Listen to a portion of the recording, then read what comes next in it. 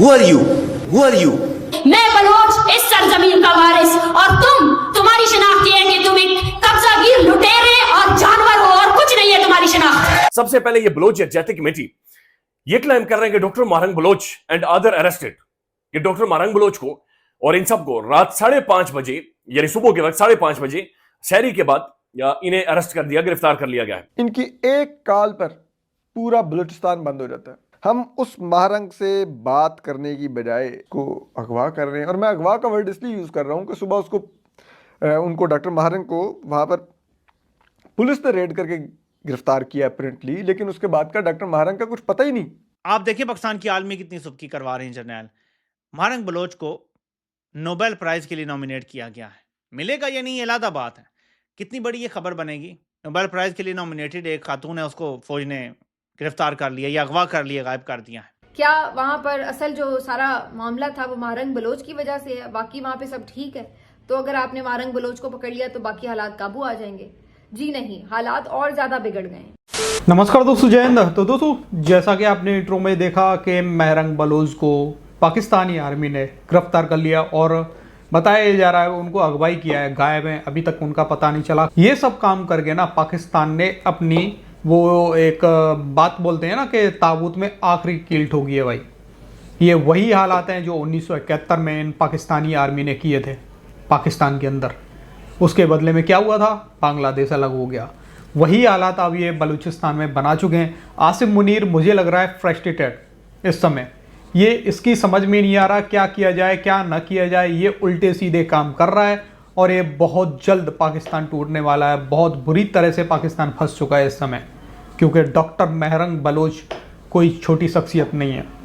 बाकी चलते हैं इस वीडियो की तरफ। खुद पाकिस्तानी आर्मी की पोल खोल रहे हैं, देखते हैं। और वीडियो पसंद आए तो लाइक और शेयर कर देना अपने दोस्तों के साथ में।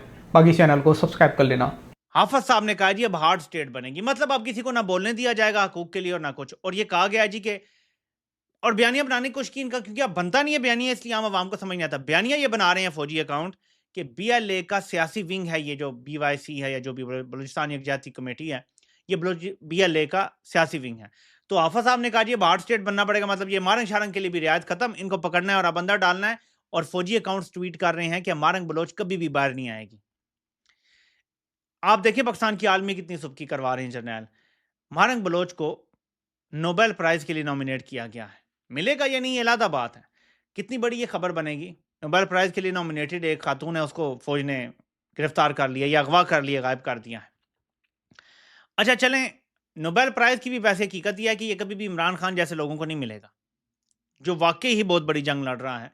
ये ऐसे लोगों को मिलेगा जहां कहीं ना कहीं मगरिब का भी मफाद, और मगरिब का मफाद है बहुत सारी चीज़ों में। जैसे पाकिस्तान को तोड़ने में मगरिब का मफाद है। पाकिस्तान कैसे टूटता है कि फ़ौज ने तो पीछे हटना नहीं है, तो जितनी ज़्यादा मूवमेंट्स खड़ी होंगी उतनी ज़्यादा दहशतगर्दों को तगड़ा सपोर्ट मिलेगा, बाहर से फंडिंग भी मिलेगी और सब कुछ, और इस तरह मुल्क तोड़ने की बुनियाद पड़ेगी। असल जिम्मेदार फ़ौज है, दहशतगर्द नहीं है। दहशतगर्द रिएक्शन में बने हैं फ़ौज के मसालिम के। हमें अभी भी समझ नहीं आ रही। अभी भी हम कह रहे हैं कि जनाब हम बलूचों को सबक सिखा लेंगे। क्या ज़रूरत है? ये डॉक्टर मारंग होगी, बलोच यकजहती काउंसिल होगी, इनकी मैं आपको बताऊं, इनकी popularity you can not even imagine Balochistan में क्या है। इनकी एक कॉल पर पूरा बलूचिस्तान बंद हो जाता है। मारंग सड़क पर निकले, लाखों बलोच उसके साथ निकल आते हैं। एक वो भी 30 साल की भी नहीं है वो, उसका ये वहाँ पर इम्पैक्ट है। उसने तमाम सरदार, तमाम बलोच पॉलिटिशियंस इररेलेवेंट कर दी हैं। हम उस मारंग से बात करने की बजाय हम उसको अगवा कर रहे हैं, और मैं अगवा का वर्ड इसलिए यूज़ कर रहा हूँ कि सुबह उनको डॉक्टर मारंग को वहाँ पर पुलिस ने रेड करके गिरफ्तार किया अपेरेंटली, लेकिन उसके बाद का डॉक्टर मारंग का कुछ पता ही नहीं कि वो कहाँ पर हैं। और जब ये नहीं पता तो ये तो मज़ीद कशीदगी को हवा देगी, मज़ीद गैर यकीनी की फ़ज़ा पैदा करेगी, मज़ीद अफवाहों को जन्म देगी, और उन अफवाहों की बुनियाद पर किसी भी किस्म की सूरत हाल वहाँ पर इख्तियार हो सकती है। तो खुदारा इन बलूचों को इंसान समझिए। द बलोच यकजहती कमेटी, और उसके बाद यह भी क्लेम किया जा रहा है कि जो लाशें वहां पर मौजूद थी उन लाशों को भी सील कर दिया गया है। And the dead bodies seized, women and children attacked in the brutal pre-dawn attacked by the state security forces, यानी सुबह होने से कबल थोड़ा सा टाइम पहले ये अटैक हुआ है. The Baloch Executive Committee had announced a sit-in yesterday in Quetta demanding the release of its central committee members. जो थे उनके बारे में उन्होंने बकायदा से डिमांड रखी थी कि उन्हें रिलीज किया जाए, लेकिन उसके बाद ये हुआ कि मजीद अटैक किया गया. From the very beginning, the state responded with a violent repression. Police arrested protesters, security forces escalated their assault and baton charges, tear gas shelling and mass arrest. और फिर ये कह रहे हैं कि सुबह 5:30 बजे डॉक्टर महरंग बलोच और मुख्तलिफ और लोग हैं, उन्हें अरेस्ट कर दिया, उन्हें गिरफ्तार कर दिया. अब चीखें, जो वीडियोज आ रही है, मैं थोड़ी सी आपको सुनवाना चाह रहा हूँ. ये अब चीखें सुनिएगा ड्राइवर भाई.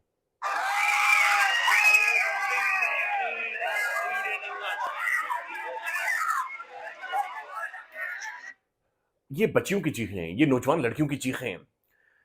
डॉक्टर महरंग बलोच इससे पहले इस्लामाबाद में भी आई थी और उसके साथ क्या सलूक किया गया, और अब ये सलूक देखिए. बलूचिस्तान में ना डॉक्टर महरंग बलोच के पीछे अवाम खड़ी है और अब कोई भी सरदार या कोई भी किसी भी बंदे का आर्गुमेंट लोग मानने को तैयार नहीं है.